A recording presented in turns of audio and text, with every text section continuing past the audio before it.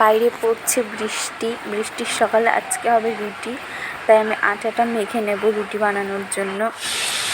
সবজিটা আমি আগের থেকেই কেটে রেখেছিলাম, সবজিটা বসিয়ে দিয়েছি। আমাকে আবার স্কুল থেকে ফোন করেছিল যেতে হবে, তার জন্য আমি একটু তাড়াতাড়ি করছি। এই আমি তরকারিটা বানিয়ে নিয়েছি। রুটি বানাতে জানি না, তবুও বানানোর চেষ্টা করি। দেখো তোমাদের মতো হয়েছে কি না, তোমরা তো বানাও বাড়িতে এরকম। আমার সবগুলো রুটি বানানো হয়ে গেছে। এবার এই একঘেয়েমি বৃষ্টি আর ভালো লাগছে না। দেখো তোমাদের দেখাচ্ছি রুটি করার পরে আমার গ্যাসের অবস্থা, আর গ্যাসের চারপাশ। তারপরে ও বাড়ি চলে এসেছে, ওকে খেতে দিয়েছি। তারপরে এই যে আমরা দুজন বেরিয়ে পড়েছি যাওয়ার জন্য।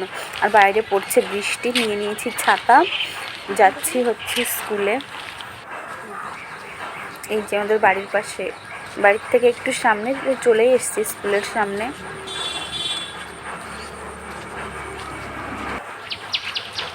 এটা হচ্ছে স্টেডিয়াম মাঠ। আমাকে একটু ভিডিওটা করে দিয়েছে।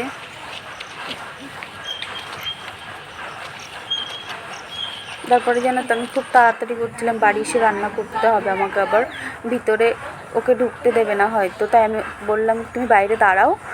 ততক্ষণে বৃষ্টি হালকা হালকা পড়ছিল, আমি বললাম তুমি একটু বাইরে দাঁড়াও, আমি আসছি ভেতর থেকে। তারপরে বাড়ি চলে এসেছি। এই যে আমাকে স্কুল থেকে দিয়েছে ডিম আর হচ্ছে কেক। আমি ভেবেছিলাম আজকে ডালের বড়ার তরকারি করব। আমি ডালটা আগের থেকে ভিজিয়ে রেখেছিলাম, বাড়ি এসে তাড়াতাড়ি করে বেটে বড়াটা করে নিয়েছি। তারপর অনেকটা দেরি হয়ে গেছে আর আমার ভালো লাগছিল না, তাই আজকে আর বড়ার তরকারিটা করতে পারিনি। আলু সিদ্ধ, বড়া আর ভাতই করেছি।